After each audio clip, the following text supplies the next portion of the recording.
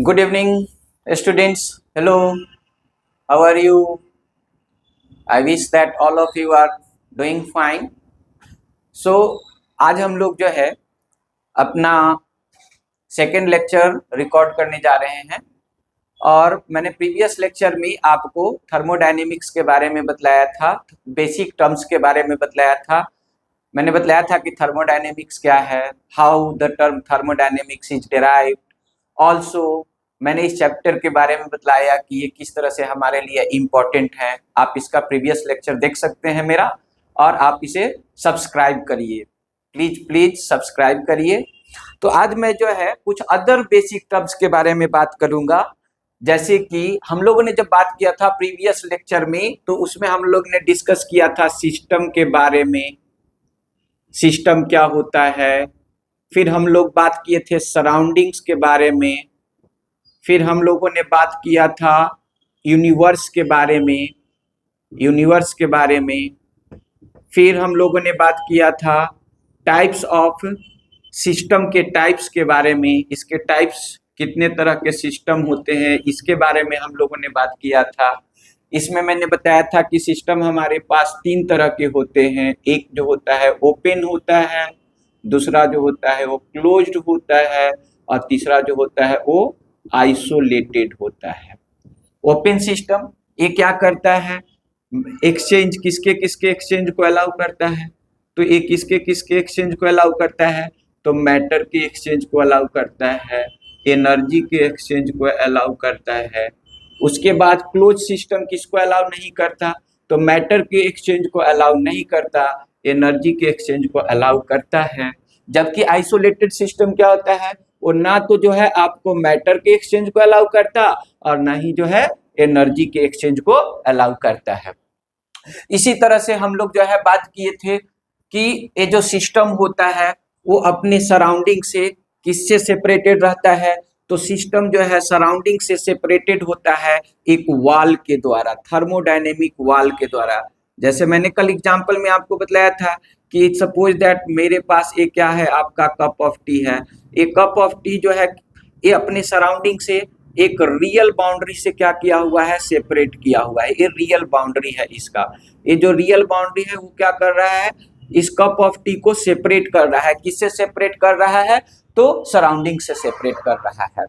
तो इस तरह से हमारे पास जो बाउंड्री भी होते हैं वो दो तरह के होते हैं, एक रियल होता है और दूसरा क्या होता है, इमेजिनरी होता है। ओके, रियल बाउंड्री क्या होते हैं, तो रियल बाउंड्री वे हैं जिनके पास फिक्स्ड बाउंड्री है।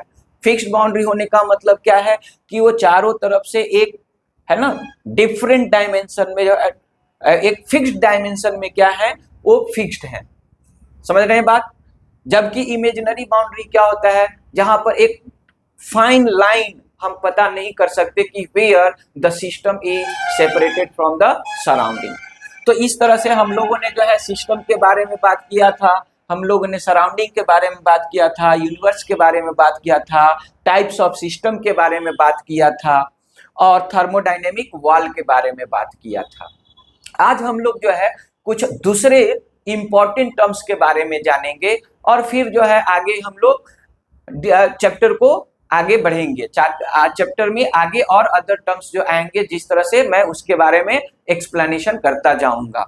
तो आज का जो हमारा टॉपिक है लेक्चर नंबर 2 है, और इस लेक्चर नंबर 2 में आज हम लोग जो बात करने जाएंगे वो बेसिकली जो है बात करेंगे कुछ प्रॉपर्टीज के बारे में। वो प्रॉपर्टीज क्या है, थर्मोडायनेमिक प्रॉपर्टीज के बारे में। तो थर्मोडायनेमिक प्रॉपर्टीज क्या है, थर्मोडायनेमिक प्रॉपर्टीज जो है वो क्या क्या है। तो थर्मोडायनेमिक प्रॉपर्टी जो है मेरे पास वो क्या होते हैं, तो वो पहला जो है हमारा इंटेंसिव, एंड पहला जो है एक्सटेंसिव प्रॉपर्टी, एक्सटेंसिव प्रॉपर्टीज, और दूसरा जो होते हैं वो होते हैं इंटेंसिव प्रॉपर्टीज। एक्सटेंसिव प्रॉपर्टीज और दूसरा जो होते हैं वो क्या होते हैं, intensive properties. Intensive, extensive and intensive properties. तो हम इसके बारे में बात करें कि what are in extensive properties, what are intensive properties. तो बेसिकली जो है एक्सटेंसिव प्रॉपर्टीज वे होते हैं जो डिपेंड्स करते हैं किसके ऊपर, बल्क पर, यानी डिपेंड्स अपॉन क्वांटिटी और bulk of the matter. Intensive property क्या होते हैं, they are independent from the bulk और quantity of the matter. They are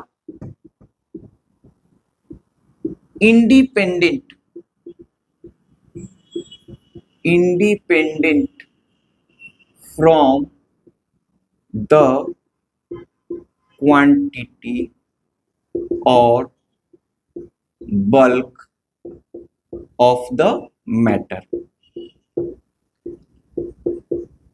तो हम लोग इसे और दूसरे तरीके से समझने की कोशिश करेंगे।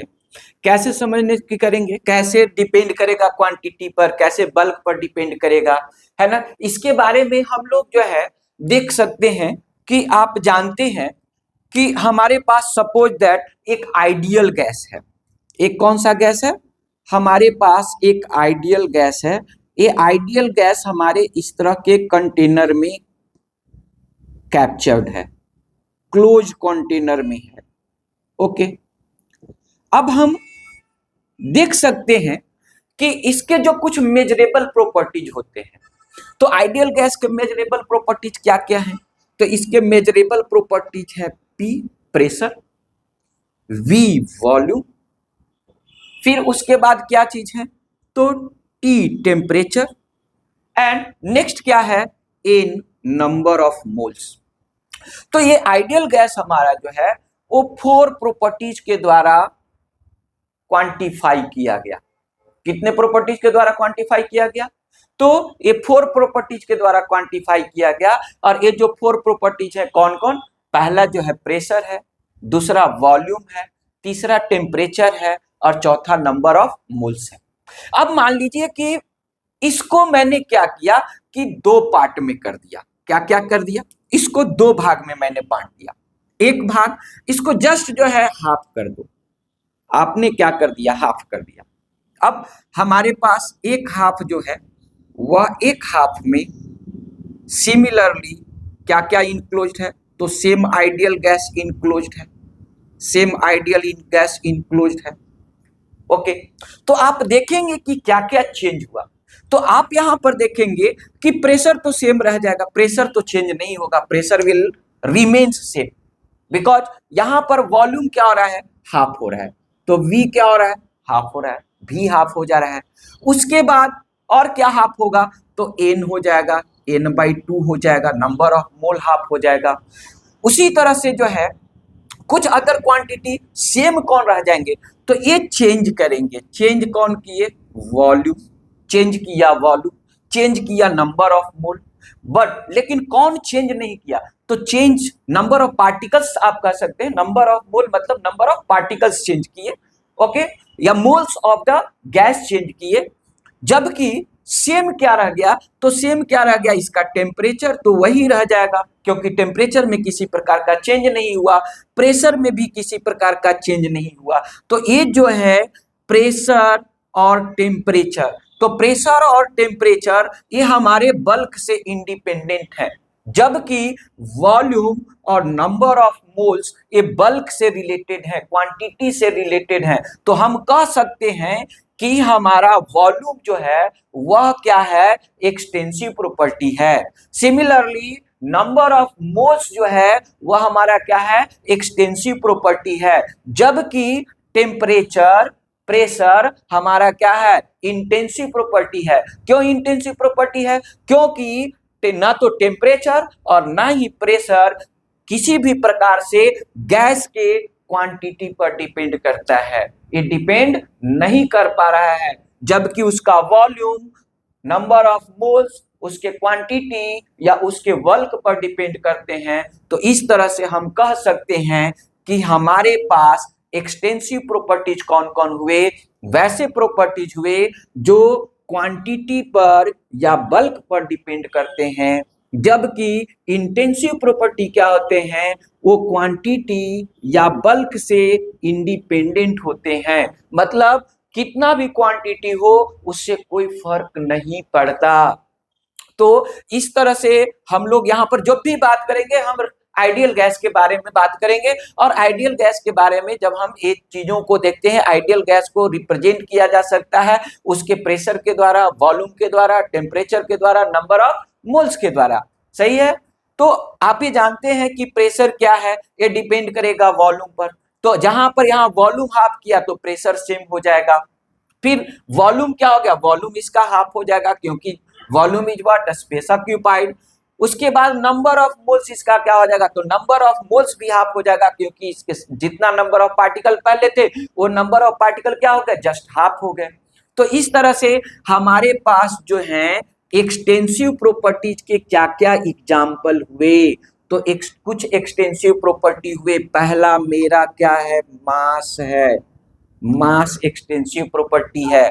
दूसरा क्या है, वॉल्यूम, वॉल्यूम मेरा क्या है, एक्सटेंसिव प्रॉपर्टी है। उसी तरह से तीसरा जो है क्या हुआ, तीसरा जो है हमारा इंटरनल एनर्जी। मास को हम लोग m से डिनोट करेंगे, वॉल्यूम को हम लोग v से डिनोट करेंगे।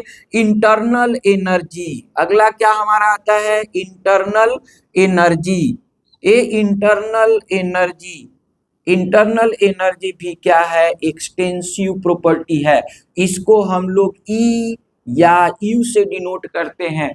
इसी तरह से हम लोग डिनोट करते हैं क्या, तो इंटरनल एनर्जी। फिर क्या होता है, इंथैल्पी, ये भी जो है आपका क्या है, एक्सटेंसिव प्रॉपर्टी है। इंथैल्पी को H से डिनोट करते हैं। समझ गए। इसी तरह से हमारा क्या है, तो वॉल्यूम हो गया, मास हो गया, number of moles, number of moles क्या है, एक्सटेंसिव प्रॉपर्टी है। नंबर ऑफ मोल्स इसको हम लोग किससे डिनोट करेंगे, एन से डिनोट करेंगे। ये भी हमारा क्या है, एक्सटेंसिव प्रॉपर्टी है। उसी तरह से जो इंटेंसिव प्रॉपर्टी के एग्जाम्पल हैं, तो एक्सटेंसिव प्रॉपर्टी के एग्जाम्पल है आपको, इंटेंसिव प्रॉपर्टीज के एग्जाम्पल है आपको प्रेशर,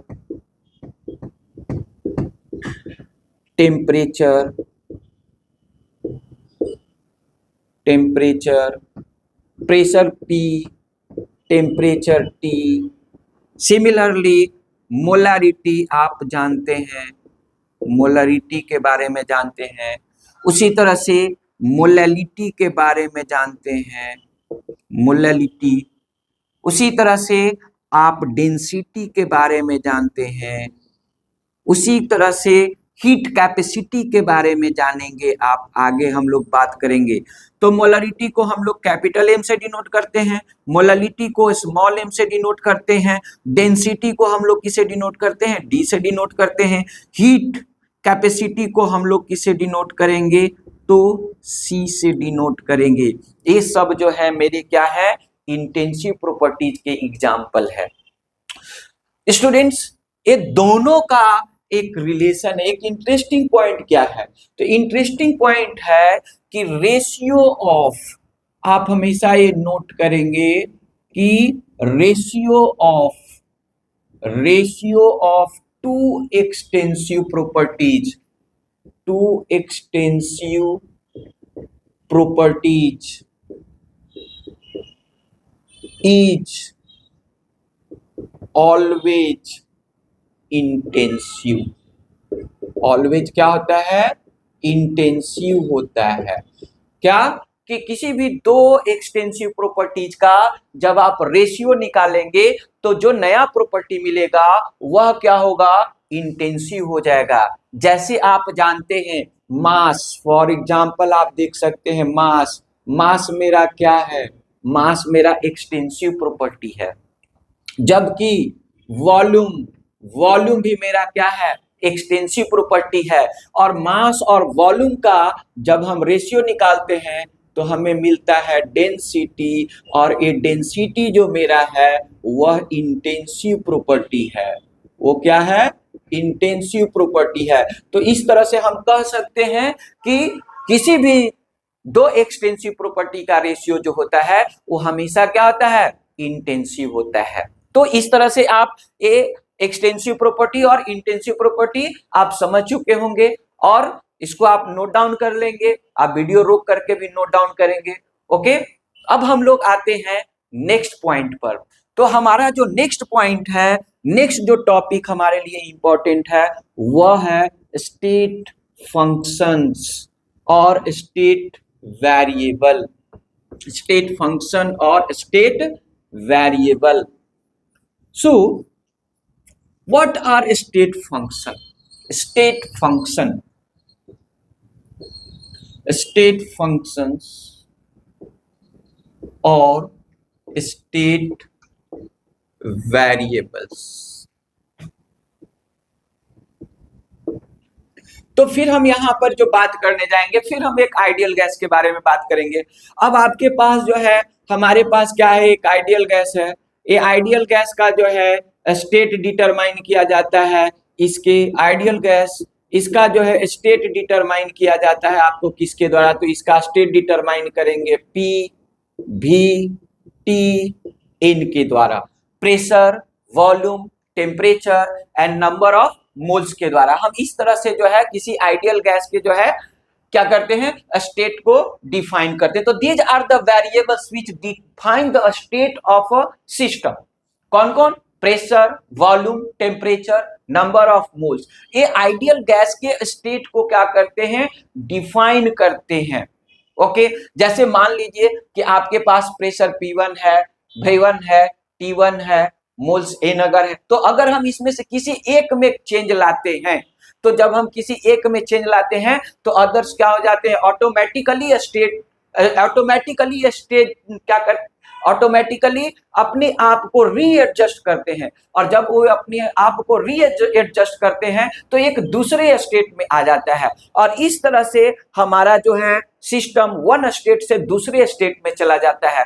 तो ये जो वेरिएबल्स हैं, ये जो मेजरेबल प्रॉपर्टीज हैं, measurable properties like pressure, volume, temperature, number of moles, they are called the state variables. ये क्या कहे जाते हैं, स्टेट वेरिएबल्स कहे जाते हैं। क्या? तो मेजरेबल प्रॉपर्टीज, क्या कहेंगे, measurable properties, properties like pressure, volume, pressure, volume, temperature and number of moles which determines the state of a system. The state of a system are called state variables. State variables. तो जब इनमें ये जो state variables हैं, इसमें किसी एक में या एक से अधिक में किसी प्रकार का चेंज होगा तो हमारा सिस्टम जो है एक स्टेट से दूसरे स्टेट में चला जाएगा। और जब एक स्टेट से दूसरे स्टेट में चला जाएगा तो उनके बीच का जो डिफरेंस है उसी को हम लोग क्या कहते हैं, स्टेट फंक्शंस हैं। तो क्या कहता है कि any change in the value of one or more state variables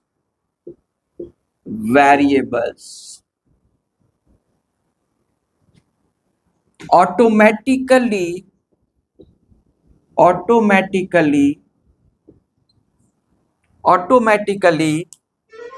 adjust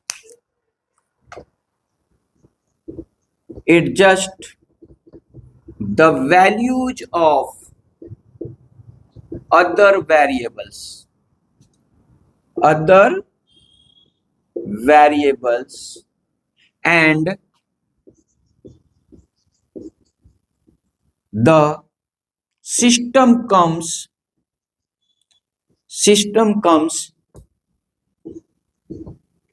from one state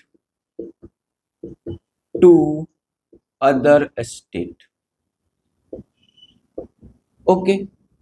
सो हमारे पास क्या हम कर रहे हैं, हम किस चीज की बात कर रहे हैं, स्टेट वेरिएबल्स क्या हैं, तो कुछ हमारे पास मेजरेबल प्रॉपर्टीज होते हैं मैटर के। वो जो मेजरेबल प्रॉपर्टीज हैं मैटर के, जैसे मैंने की बात किया कि हम यहाँ पर एक आइडियल गैस के बारे में बात कर रहे हैं, वो हमारा आइडियल गैस क्या हो, एक आइडियल गैस को हम किससे मेजर करते हैं, तो उसके स्टेट को हम डिफाइन करते हैं उसके प्रेशर से, उसके वॉल्यूम से, उसके टेम्परेचर से और नंबर ऑफ मोल से।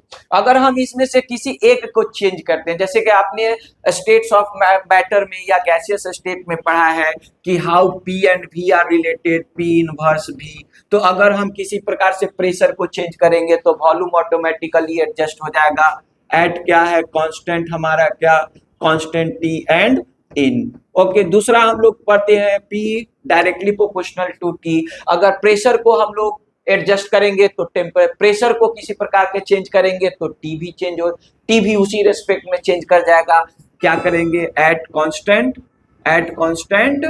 वी। आप इसके बारे में जान रहे हैं।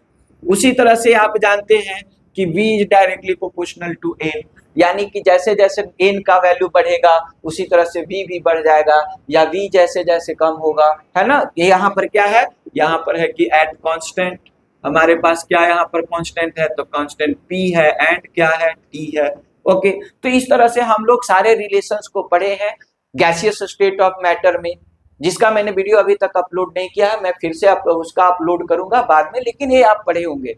नहीं तो आप ये जान लीजिए कि pressure is inversely proportional to volume, यानी प्रेशर में किसी प्रकार का चेंजिंग आएगा तो वॉल्यूम में चेंजिंग आ जाएगा, प्रेशर में अगर चेंजिंग आएगा तो टेम्परेचर में आ जाएगा। जब हम कांस्टेंट क्या रखेंगे तो v को कांस्टेंट रखेंगे एंड n को कांस्टेंट रखेंगे। उसी तरह से v और n के बीच का रिलेशन है कि v is directly proportional to n, अगर हमारे पास कांस्टेंट क्या रहेगा p एंड t रहेगा। तो इस तरह से अगर किसी भी मेजरेबल प्रॉपर्टीज के एक स्टेट को हम क्या करते हैं, एक किसी एक मेजरेबल वेरिएबल्स में चेंज लाते हैं, तो जैसे ही हम एक वेरिएबल में चेंज लाते हैं तो दूसरा वेरिएबल क्या हो जाते हैं ऑटोमेटिकली क्या कर जाते हैं, चेंज कर जाते हैं। और इस तरह से जो हमारा सिस्टम होता है वो वन स्टेट से दूसरे स्टेट में आ जाता है। अब हमारे पास जो वन स्टेट से दूसरे स्टेट में आया, तो वो जो डिफरेंस है, difference between one state to the other state, जिस हम फंक्शन के द्वारा क्या करते हैं, रिप्रेजेंट करते हैं, उसी फंक्शन को हम लोग क्या कहते हैं, स्टेट फंक्शंस कहते हैं। तो स्टेट फंक्शन क्या है, स्टेट फंक्शंस क्या हैं, तो स्टेट फंक्शंस हैं those variables which determines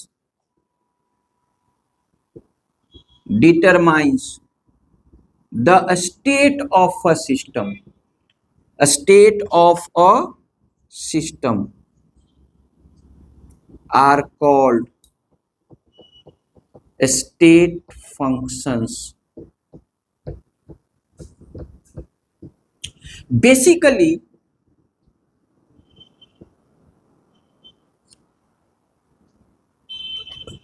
they are independent from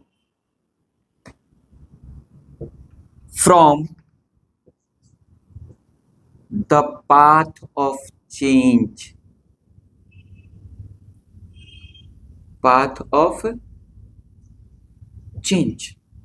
यानी वैसे वेरिएबल्स जो सिर्फ इनिशियल और फाइनल स्टेट पर डिपेंड करता है, दूसरे चीजों पर, दूसरे अदर थिंग्स पर हम किस तरह से उस चेंज को ला रहे हैं वो जो है कोई मायने नहीं रखता। तो इस तरह के वेरिएबल्स को हम लोग क्या कहते हैं, स्टेट फंक्शन कहते हैं। अंडरस्टूड, आप समझ गए होंगे। मैं कुछ एग्जांपल्स के बारे में बात करूंगा कि कौन कौन हमारे जो है स्टेट फंक्शंस हैं।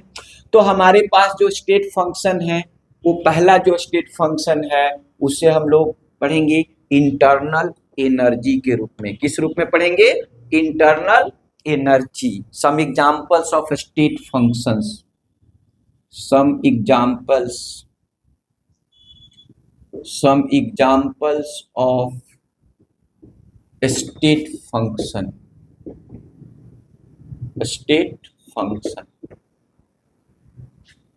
पहला जो है हमारा क्या है, इंटरनल एनर्जी। पहला क्या है, इंटरनल एनर्जी, मैंने पहले भी बतला चुका है, इसे ई से डिनोट करेंगे या यू से डिनोट करेंगे। दूसरा जो है इंथैल्पी, इसको हम लोग एच से डिनोट करेंगे। तीसरा जो है हमारा वह क्या है, इंट्रोपी, ये भी एक स्टेट फंक्शन है, इंट्रोपी, इसे हम लोग एस से डिनोट करेंगे। समझ रहे हैं बात। उसी तरह से गिब्स एनर्जी, गिब्स एनर्जी भी मेरा स्टेट फंक्शन है, गिब्स एनर्जी, इसे हम लोग जी से डिनोट करते हैं। ये भी हमारा क्या है, एक स्टेट फंक्शन है। ये सब डिपेंड करते हैं इनिशियल और फाइनल स्टेज। ये कोई मतलब नहीं है कि हम उस चेंज लाने में कौन से प्रोसेस को अप्लाई किए हैं। ओके, एनी प्रॉब्लम, समझ रहे हैं। तो आगे जो है हम लोग इन सब स्टेट फंक्शंस के बारे में बात करेंगे बाद में। उसके पहले जो है हम लोग बात करेंगे कुछ थर्मोडायनेमिक प्रोसेस के बारे में। तो आप पूछेंगे कि what do you mean by thermodynamic process, thermodynamic process होता क्या है। तो बेसिकली हमारे पास अगर कोई रिएक्शन करा रहे होते हैं, तो हम जब रिएक्शन करा रहे होते हैं तो उसमें बहुत सारे स्टेप्स में रिएक्शन कंप्लीट होता है। ऐसा नहीं कि रिएक्टेंट लिया और प्रोडक्ट बन गया, ऐसा होता नहीं है। रिएक्शन रिएक्टिंग वेसल में डालते हैं, उसमें बहुत सारे जो है प्रक्रिया होते हैं। तो उन सारे प्रक्रियाओं के जो हम स्टेप बाय स्टेप स्टडी करते हैं, है ना, इन सभी को हम लोग क्या बोलते हैं, thermodynamic process. So what is thermodynamic process? The all steps involved in a change. Okay? Thermodynamics process क्या है? Thermodynamic process.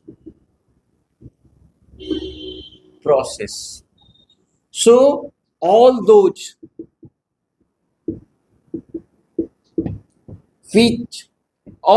steps या sequential steps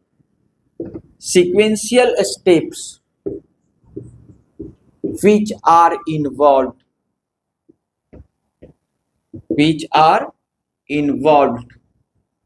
during a change are called thermodynamic process. उन्हें हम लोग क्या कहते हैं, थर्मोडायनेमिक प्रोसेस कहते हैं। समझ रहे होंगे क्या है, वे सभी सीक्वेंशियल स्टेप्स जो इन्वॉल्व होते हैं किसी प्रकार के चेंज में, किसी प्रकार के प्रोसेस के चेंज में, ड्यूरिंग अ चेंज, उन सभी को हम लोग क्या कहते हैं, तो उन सभी को हम लोग थर्मोडायनेमिक प्रोसेस कहते हैं। ऐसा नहीं होता कि से कोई चीज, कोई चेंज हम लाना चाह रहे हैं तो वो ऑटोमेटिक हो जाता है, उसके अंदर में बहुत सारे जो है सीक्वेंशियल स्टेप फॉलो होते हैं, और वो जो सीक्वेंशियल स्टेप फॉलो होते हैं उन्हीं को हम लोग क्या कहते हैं, थर्मोडायनेमिक प्रोसेस कहते हैं। ये जो थर्मोडायनेमिक प्रोसेस जो होते हैं कई तरह के होते हैं, तो हम लोग पढ़ेंगे types of thermodynamic process. Thermodynamic process, तो थर्मोडायनेमिक प्रोसेस के कितने टाइप हैं। अगर हम थर्मोडायनेमिक प्रोसेस की बारे में बात करें तो यहां पर हम लोग बात करेंगे, पहला वो होता है आइसोथर्मल प्रोसेस। आइसोथर्मल प्रोसेस, तो आइसोथर्मल प्रोसेस के लिए क्या होता है, यहां पर आइसोथर्मल प्रोसेस मतलब आइसो नाम से ही पता है, iso means same, therm means temperature, यानी कांस्टेंट टेम्परेचर पर होता है। तो कांस्टेंट टेम्परेचर पर हो रहा है मतलब कि वैसे प्रोसेस है ना, it takes at constant temperature. अब आप बोलेंगे कि जब कांस्टेंट टेम्परेचर पर हो रहा है तो हम कह सकते हैं कि dt इज इक्वल टू 0 और delta T is equal to 0। लेकिन यहाँ पर बहुत इंपॉर्टेंट पॉइंट याद रखने वाला यह है कि dt मतलब हर एक इंटरमीडिएट स्टेप में जो dt होना चाहिए, यानी कि चेंज इन टेम्परेचर होना चाहिए, वो 0 होना चाहिए। ऐसा नहीं कि फाइनल और इनिशियल टेम्परेचर के बीच का जो है वैल्यू चेंज जो होना चाहिए या डेल्टा टी जो होना चाहिए वो 0 होना चाहिए, ऐसा नहीं। कुछ ऐसे भी प्रोसेस हो सकते हैं जो मान लीजिए कि एक प्रोसेस स्टार्ट हुआ जो इनिशियली उसका 25 डिग्री सेल्सियस था, ओके रिएक्शन। अब यहाँ पर रिएक्शन प्रोग्रेस कर रहा है। मान लीजिए कि यहाँ पर हम क्या कर रहे हैं, एक reaction versus temperature, reaction rate है ना, रेट वर्सेस टेम्परेचर का हम एक ग्राफ ले रहे हैं, रेट वर्सेस टेम्परेचर का ग्राफ ले रहे हैं। तो हम क्या देख रहे हैं कि ये जो टेम्परेचर है वो पहले ये इस तरह से जा रहा है, फिर ऐसे गया, फिर ऐसे आया, फिर ये ऐसे हो करके फिर उसी लाइन में आकर के क्या हो जा रहा है, सीधा हो जाए, फिर सेम हो जाए, यहाँ पर फिर सीधा हो जाए। तो यहाँ पर तो आप देखेंगे कि ये जो दोनों पॉइंट पर है, दोनों पॉइंट पर यहाँ पर हम डेल्टा टी तो हम कहेंगे कि 0 है, but here D T is not equal to 0। इन सारे स्टेप्स में डी टी जो है 0 नहीं है। यहाँ पर टेम्परेचर क्या हो रहा है, बढ़ रहा है, हर एक स्टेप में टेम्परेचर बढ़ रहा है, फिर टेम्परेचर घटना शुरू हुआ है, और फाइनली जो है वो जिस टेम्परेचर पर यहाँ T1 था यहाँ पर भी T1 पहुंच गया, और इस तरह से डेल्टा टी मेरा 0 हो गया। और लेकिन इन इंटरमीडिएट स्टेप्स में डेल्टा टी हमारा dt जो है ये small change in the temperature मेरा 0 नहीं है। तो हम इस प्रोसेस को आइसोथर्मल प्रोसेस नहीं कहेंगे। आइसोथर्मल प्रोसेस कब होगा, तो आइसोथर्मल प्रोसेस होगा जब कोई भी चेंज हमारा कांस्टेंट टेम्परेचर पर हो, यानी हर एक स्टेप में dt dt dt dt हमारा क्या होना चाहिए, 0 0 0 0 होना चाहिए। समझ में आ गई बात, अंडरस्टूड, समझ में आ गया बात, कोई प्रॉब्लम है, समझ रहे हैं बात। तो इस तरह से आइसोथर्मल प्रोसेस क्या होता है, एक कांस्टेंट टेम्परेचर पर होता है, और कांस्टेंट टेम्परेचर पर हो रहा है मतलब dt इज इक्वल टू क्या होगा, 0, और dt इज इक्वल टू 0 है तो ऑटोमेटिकली डेल्टा टी भी क्या होगा, 0 होगा। अंडरस्टूड। तो दूसरा जो प्रोसेस है, अब अगला जो प्रोसेस, अब यहाँ पर हम लोग देखते हैं, आप ग्राफिकली आप समझ सकते हैं, जब गैसियस इक्वेशन पढ़ेंगे तो आप देखते हैं कि एट कांस्टेंट टी, आप यहाँ देखे हैं, पढ़े हैं कि at constant T, at constant T, constant temperature पर V इनवर्स P और V इनवर्स P। तो अब आप जब ग्राफ प्लॉट करेंगे तो आप क्या ग्राफ प्लॉट करेंगे, तो एट कांस्टेंट टी हमारे पास ये क्या है, वॉल्यूम है, ये क्या है, प्रेशर है, या यहाँ पर हम क्या लें, किसी पर एक पर प्रेशर लेते हैं और ये क्या लेते हैं, वॉल्यूम लेते हैं। तो हम यहाँ पर जब इसको ग्राफिकली रिप्रेजेंट करेंगे तो यहाँ पर देखिए ये क्या हुआ, आइसोथर्मल एक्सपेंशन हो गया। आइसोथर्मल क्या हो गया, एक्सपैंड हो रहा है, एक्सपैंड कर रहा है एक कांस्टेंट टेम्परेचर पर। यहाँ पर T1 मान लीजिए कोई टेम्परेचर है, dt यहाँ पर क्या है, 0 है, there is no change in the temperature, तो ये आइसोथर्मल एक्सपेंशन हो गया। समझ रहे हैं बात। तो इस तरह से आगे हम अलग अलग ग्राफ के माध्यम से भी इन सारे प्रोसेस को समझने की कोशिश करेंगे, लेकिन अभी आप समझ लीजिए कि आइसोथर्मल प्रोसेस क्या है। तो वैसे प्रोसेस जो क्या होते हैं, एक कांस्टेंट टेम्परेचर पर होते हैं, और जब कांस्टेंट टेम्परेचर पर होंगे तो डेल्टा टी क्या होगा, 0 होगा, और डेल्टा टी dt क्या होगा, 0, और डेल्टा टी क्या हो जाएगा, 0 हो जाएगा। ये होना बहुत जरूरी है, ये होना बहुत जरूरी है, समझ गए ना, अंडरस्टूड। इसके बीच में अगर किसी प्रकार का चेंजिंग हो रहा है टेम्परेचर तो हम उसको आइसोथर्मल प्रोसेस नहीं कहेंगे। समझ रहे हैं बात। तो पहला हो गया हमारा आइसोथर्मल प्रोसेस। दूसरा जो प्रोसेस है, दूसरा प्रोसेस जो है हमारा वह जो होता है आइसोबारिक प्रोसेस। आइसोबारिक प्रोसेस दूसरा क्या है हमारा, तो दूसरा प्रोसेस जो है वह है आइसोबारिक प्रोसेस। अब आप यहाँ भी फिर से पता चल रहा है हमें, iso mean same, bar is the unit of pressure, तो आप कह सकते हैं कि takes place at it takes place at constant pressure. Okay, वे सभी चेंज, वे सभी प्रोसेस जो कांस्टेंट प्रेशर पर होते हैं उसे हम लोग क्या कहते हैं, आइसोबारिक प्रोसेस कहते हैं। यानी कि for isobaric pressure, for isobaric process dP is equal to क्या होगा, 0, डेल्टा P भी क्या होगा, यह भी 0 होगा। ऑटोमेटिकली dP जब स्मॉल प्रेशर चेंज जो हो रहा है वो हमेशा क्या होना चाहिए, 0 होना चाहिए। ओके, या नहीं किसे जो है इंटरमीडिएट स्टेप में प्रेशर का चेंज होना चाहिए। जब इंटरमीडिएट स्टेप में प्रेशर का चेंज होगा तो उसे हम लोग आइसोबारिक प्रोसेस नहीं कहेंगे। अंडरस्टूड, समझ में आ गई होगी आपको। अगला जो प्रोसेस है, थर्ड जो प्रोसेस है वह है हमारा क्या, आइसोकोरिक प्रोसेस। वह मेरा क्या है, आइसोकोरिक प्रोसेस। तो आइसोकोरिक प्रोसेस क्या है, यहां पर क्या होगा, तो यहां पर कांस्टेंट वॉल्यूम पर होगा, यानी it takes place at constant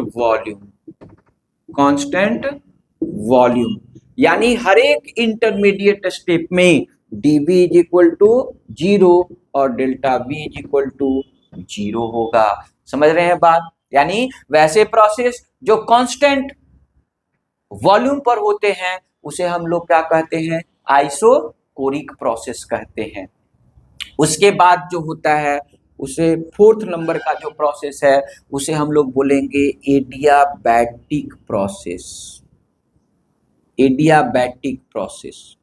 अब एडियाबैटिक प्रोसेस क्या है, तो ये कांस्टेंट हीट पर होता है, Q 0 होता है। एडियाबैटिक प्रोसेस के लिए क्या होता है, दैट टेक्स प्लेस, है ना, it takes place at constant heat, यानी delta Q is equal to क्या होगा, dQ इज इक्वल टू क्या होगा, 0 होगा। समझ में आ गई बात। तो इस तरह से हमारे पास आइसोकोरिक प्रोसेस हुए, आइसोबारिक प्रोसेस हुए, आइसोकोरिक प्रोसेस हुए, एडियाबैटिक प्रोसेस हुए। उसके पहले हम लोग आइसोथर्मल प्रोसेस के बारे में पढ़े थे। समझ रहे हैं बात, कोई प्रॉब्लम। तो अब जो है अगला जो प्रोसेस है वह है रिवर्सिबल एंड इरिवर्सिबल प्रोसेस। अगला क्या होता है, reversible process. Reversible process, okay.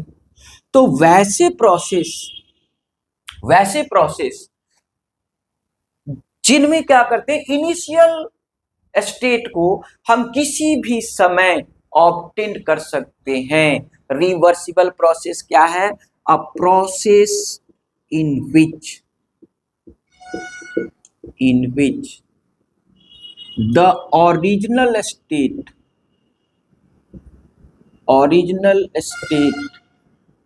of a system can be retained at any instant of time, किसी भी समय हम क्या कर सकते हैं, इस प्रोसेस को ऑब्टेन कर सकते हैं। समझ रहे हैं बात, कोई दिक्कत, एनी प्रॉब्लम, समझ में आ गया होगा आपको रिवर्सिबल प्रोसेस। और अगला जो बात करेंगे हम लोग, जैसे आप केमिकल रिएक्शन में पढ़े होंगे बहुत सारे रिवर्सिबल रिएक्शन हैं। एक एग्जांपल है हमारे पास क्या, जब हम कैल्शियम कार्बोनेट सॉलिड को हीट करते हैं एक क्लोज कंटेनर में तो क्या बनता है, तो हमारे पास बनता है quicklime solid plus carbon dioxide gas. अगर कार्बन डाइऑक्साइड गैस को अलाउ नहीं किया जाए बाहर निकलने के लिए, ये क्लोज कंटेनर में रहे, तो जैसी टेम्परेचर डिक्रीज करेगा क्विकलाइन फिर क्या कर लेगा, कार्बन डाइऑक्साइड से रिएक्ट करके कैल्शियम कार्बोनेट बना लेता है। तो इस तरह से जो हमारा ये जो रिएक्शन है यह रिवर्सिबल रिएक्शन है, लेकिन फिजिकल प्रोसेस में भी होते हैं। आइस का वाटर, वाटर का आइस बनना, वाटर का वेपर, वेपर का वाटर बनना, तो वो जो प्रोसेस है उसको हम लोग क्या बोलते हैं, रिवर्सिबल प्रोसेस कहते हैं। अगला जो प्रोसेस है हमारा वह होता है इरिवर्सिबल प्रोसेस। अगला जो होता है वो क्या होता है, इरिवर्सिबल प्रोसेस। तो इरिवर्सिबल प्रोसेस क्या होता है, अगला मेरा क्या है, irreversible process. Irreversible, irreversible process. तो इरिवर्सिबल प्रोसेस क्या है, एक ऐसा चेंज जिसमें न जब एक चेंज से एक स्टेट से दूसरे स्टेट में कोई चीज आ गया तो उसे हम फिर रिटेन नहीं कर सकते, तो उस तरह के प्रोसेस को हम लोग क्या कहते हैं, इरिवर्सिबल प्रोसेस कहते हैं। वह एक ही डायरेक्शन में प्रोसीड करेगा, यानी कि those process which takes place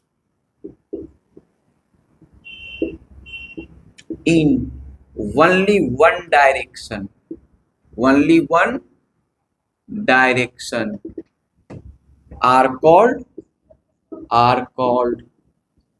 irreversible process। क्या कहते हैं उसको हम लोग, irreversible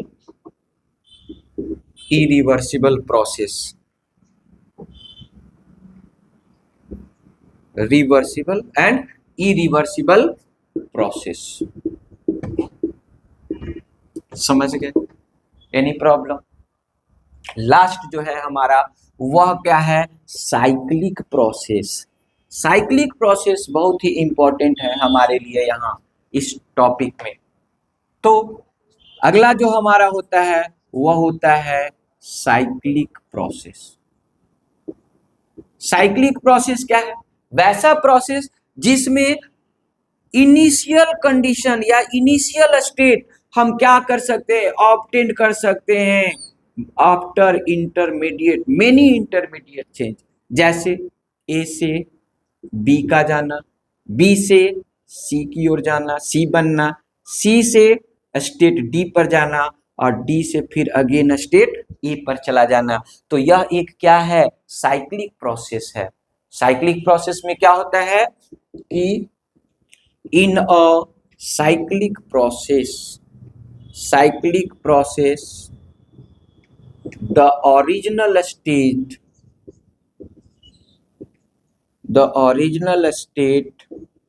is achieved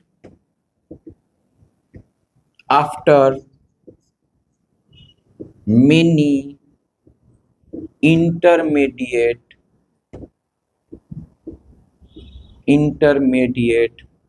changes,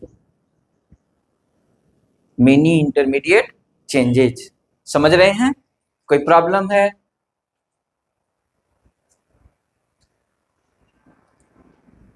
okay, आप नोट कीजिए 1 मिनट में, मैं इंक फिल करता हूं।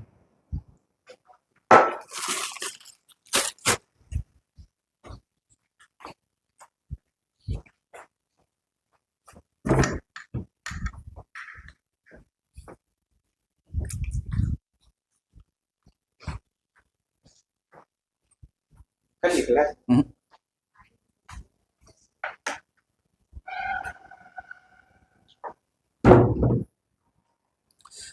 तो हम लोगों ने बात किया है किसके बारे में, different type of thermodynamic processes के बारे में। आगे हम लोग जो बात करेंगे अब internal energy and change in internal energy. उसके पहले मैं जो है थोड़ा अलग अलग प्रोसेस का ग्राफ से आपको एक्सप्लेन करता हूँ, ग्राफिकली जो है उनको रिप्रेजेंट करता हूँ। ओके, तो हम लोग कैसे जो है ग्राफिकली रिप्रेजेंट करेंगे थर्मोडायनेमिक प्रोसेस को, तो आप देख सकते हैं।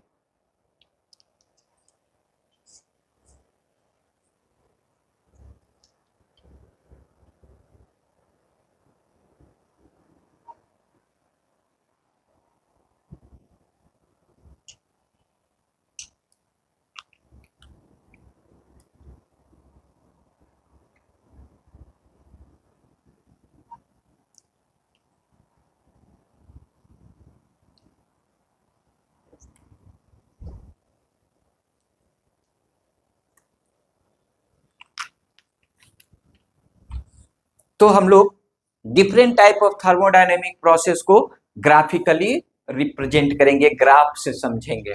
तो आप कंसीडर कीजिए आइडियल गैस के बारे में, और उसी आइडियल गैस के रेस्पेक्ट में हम लोग क्या कर रहे हैं, ग्राफ एक्सप्लेन करेंगे। तो हमने क्या किया है यहां पर, graphical representation, graphical representation of thermodynamic processes, thermodynamic process. Okay, तो हम यहां पर क्या कर रहे हैं, एक ग्राफ प्लॉट कर रहे हैं, और इस ग्राफ पर मैं एक्स एक्सिस पर वॉल्यूम ले रहा हूं आइडियल गैस का, और वाई एक्सिस पर प्रेशर ले रहा हूं आइडियल गैस का। ओके, अब आप देखेंगे कि सपोज दैट, आप देखिए तो हमारा क्या हो रहा है, प्रेशर कांस्टेंट रह रहा है, प्रेशर क्या है, कांस्टेंट प्रेशर है। ओके, हम स्टार्ट किए, कुछ सर्टेन प्रेशर है, उस सर्टेन प्रेशर से इस प्रोसेस को स्टार्ट किया गया, इनिशियल प्रेशर सर्टेन है कुछ प्रेशर, और उसका इनिशियल वॉल्यूम यहाँ पर भी नॉट है।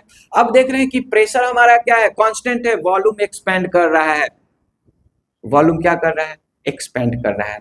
तो ये हमारा जो हुआ, एक आइसोबारिक प्रोसेस हुआ। एक क्या हुआ, आइसोबारिक प्रोसेस। यहां पर मेरा डीपी क्या है, डीपी इज इक्वल टू 0 है, डीपी इज इक्वल टू क्या है, 0। दूसरा जो है हम देखेंगे क्या, अब देख रहे हैं हमारा क्या हो रहा है, हमारा जो चेंज हो रहा है, अब देखिए यहां पर जो चेंज है, हमारा जो दूसरा चेंज हो रहा है वो इस तरह से हो रहा है। ये देखिए यहां पर, यहां देख रहे हैं प्रेशर भी चेंज हो रहा है, वॉल्यूम भी चेंज हो रहा है। Okay, temperature at constant temperature, तो इसको हम लोग बोलेंगे आइसोथर्मल प्रोसेस। क्यों, क्योंकि P inverse V, P inverse V या V इनवर्स P, आप देख रहे हैं। तो ये कब होता है, जब टेम्परेचर क्या होता है, कांस्टेंट होता है। उसके बाद जो होता है, तो ये मेरा आइसोथर्मल प्रोसेस है, और यहां पर dt इज इक्वल टू क्या है, 0 है। उसके बाद अगला जो होगा वो होता है एडियाबैटिक प्रोसेस। एडियाबैटिक प्रोसेस का जो ग्राफ होता है वह थोड़ा इससे डाउन होता है, इसका ग्राफ ये ज्यादा स्लैंट होगा और इसका ग्राफ कम स्लैंट होगा। तो इसे जो हम लोग बोलेंगे एडियाबैटिक प्रोसेस, एडियाबैटिक प्रोसेस। यहाँ पर P भी चेंज कर रहा है, V भी चेंज कर रहा है। यहाँ देख रहे हैं P भी चेंज कर रहा है, और क्या हो रहा है, V भी चेंज कर रहा है। यहाँ भी P और V चेंज कर रहा है, लेकिन यहाँ पर T कांस्टेंट है। यहाँ पर P भी चेंज कर रहा है, V भी चेंज कर रहा है, हो सकता है टेम्परेचर भी चेंज किया होगा बीच में, इसलिए। लेकिन जो टेम्परेचर चेंज किया, ये जो प्रोसेस हुआ होगा, वह जो प्रोसेस यानी एडियाबैटिक प्रोसेस जो होते हैं, वो किस में होते हैं, तो एक नॉन कंडक्टिंग में होते हैं। एक किस में होते हैं, नॉन कंडक्टिंग में होते हैं, और एक किस में होते हैं, कंडक्टिंग कंटेनर में होंगे, और एक नॉन कंडक्टिंग कंटेनर में होंगे। यहां पर dq इज इक्वल टू क्या होगा, 0। अब एक जो हमारा है प्रोसेस, वह आप इस तरह से भी रिप्रेजेंट कर सकते हैं। अब देखिए तो यहाँ पर dv मेरा क्या है, 0 है। यह मेरा क्या है, आइसोकोरिक प्रोसेस है। ये क्या है, आइसोकोरिक प्रोसेस। यहाँ पर dv इज इक्वल टू क्या है, 0 है। समझ रहे हैं बात। इसी तरह से हम लोग जो है साइक्लिक प्रोसेस के लिए ग्राफ बना सकते हैं। ये हमारा क्या है, पीवी ग्राफ है, पीवी ग्राफ है। ये हमारा क्या है, साइक्लिक प्रोसेस हो रहा है। इनिशियली स्टार्ट किया प्रेशर वॉल्यूम, फिर प्रेशर वॉल्यूम चेंज आकर के उसी स्टेट पर आ गया। तो इस तरह से ये मेरा जो है कौन सा प्रोसेस है, साइक्लिक प्रोसेस है। ये साइक्लिक प्रोसेस का ग्राफ है, समझ में आ गया।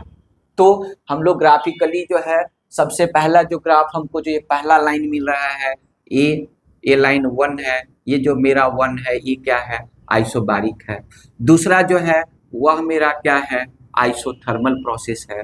तीसरा जो है वो एडियाबैटिक प्रोसेस है। और जो ये चौथा है मेरा, ये चौथा क्या है, आप इसको क्या कहेंगे, ये चौथा है हमारा, मान लीजिए ये फोर्थ नंबर जो है ये मेरा कौन सा प्रोसेस है, तो आइसोकोरिक प्रोसेस है। एनी प्रॉब्लम, समझ में आ गया, ग्राफिकली आप समझ गए। अब जो है हम लोग आगे पढ़ेंगे सम स्टेट फंक्शन के बारे में। तो जो पहला स्टेट फंक्शन है हमारा, पहला स्टेट फंक्शन क्या है, इंटरनल एनर्जी है। पहला स्टेट फंक्शन क्या है, इंटरनल एनर्जी। तो इंटरनल एनर्जी क्या है, हमारा पहला स्टेट फंक्शन क्या है, इंटरनल एनर्जी। इंटरनल एनर्जी, और इंटरनल एनर्जी क्या है, ई है या यू है, आप जानते हैं, मैंने बता चुका है कि हम इंटरनल एनर्जी को किससे रिप्रेजेंट करेंगे, ई से रिप्रेजेंट करेंगे या यू से रिप्रेजेंट करेंगे। अब आपसे पूछे कि व्हाट इज इंटरनल एनर्जी, कोई आपसे पूछिए कि आप इंटरनल एनर्जी से समझते क्या हैं, तो आप कहेंगे कि किसी भी सिस्टम के पास जो टोटल एनर्जी है, वो टोटल एनर्जी आता कहाँ से है, किससे आता है। तो हम जानते हैं कि हमारा एक कोई भी जो बॉडी है वो किससे बना हुआ है, एटम से बना हुआ है, मॉलिक्यूल से बना हुआ है। उस एटम और मॉलिक्यूल के, एटम और मॉलिक्यूल में बहुत सारे जो है सब एटॉमिक पार्टिकल्स होते हैं। उन सब एटॉमिक पार्टिकल्स का क्या होता है, अलग अलग टाइप ऑफ मोशन होता है। इन सब के कारण जो एनर्जी का कंट्रीब्यूशन होता है, इन सारे एनर्जी के कंट्रीब्यूशन को हम लोग क्या कहते हैं, इंटरनल एनर्जी कहते हैं। So what is internal energy, the total energy, the total energy possessed by a body due to different kind of motions, kinds of interactions and motions of constituent particles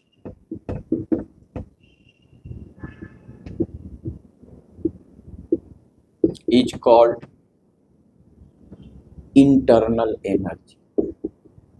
क्या कहते हैं हम उसको, internal energy कहते हैं। समझ रहे हैं बात, क्या है हमारे पास, तो हम जानते हैं कि हमारे पास क्या होता है, जो भी मैटर है उस मैटर के पास क्या है, बहुत सारे एटम हैं। उन एटम्स के बीच में जो है इंटरेक्शन होता है, मॉलिक्यूल्स के बीच में इंटरेक्शन होता है, एटम के सब एटॉमिक पार्टिकल्स के बीच में इंटरेक्शन, रिपल्सन होता है। उसके बाद वो पार्टिकल्स जो क्या होते हैं, वाइब्रेट करते हैं, रोटेट करते हैं, यानी काइनेटिक्स, उनके डिफरेंट काइनेटिक्स होते हैं। इन सब के कारण जो किसी सिस्टम के पास एनर्जी है उसी को हम लोग क्या कहते हैं, इंटरनल एनर्जी कहते हैं। और E total is equal to E translatory, E vibrational, E electronic, plus plus plus plus. ये बहुत सारे एनर्जी का, अलग अलग एनर्जी का क्या है, सम है। तो अब हमारे पास प्रश्न उठता है कि हम टोटल इलेक्ट्रॉनिक एनर्जी कैलकुलेट कर सकते हैं क्या, टोटल वाइब्रेशनल एनर्जी कैलकुलेट कर सकते हैं क्या, टोटल ट्रांसलेटरी एनर्जी कैलकुलेट कर सकते हैं क्या किसी सिस्टम के लिए। तो हम कहेंगे कि नहीं, हम ये नहीं कर सकते। तो हम क्या कह सकते हैं, तो some facts about internal energy, some facts about internal energy, what is, तो पहला जो फैक्ट है, the total internal energy, the total internal energy of a system can't be determined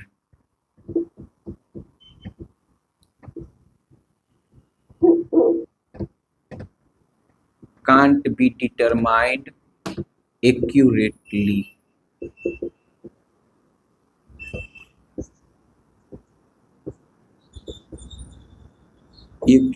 Accurately. किसी भी सिस्टम का जो टोटल इंटरनल एनर्जी है accurately determine नहीं किया जा सकता, but change in internal energy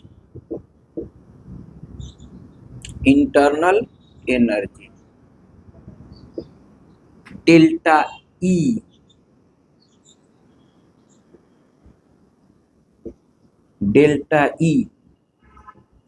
which is equal to E2 minus E1 can be determined accurately.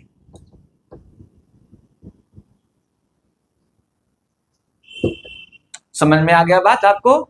क्या कि किसी भी सिस्टम का टोटल इंटरनल एनर्जी हम कभी भी डिटरमाइन नहीं कर सकते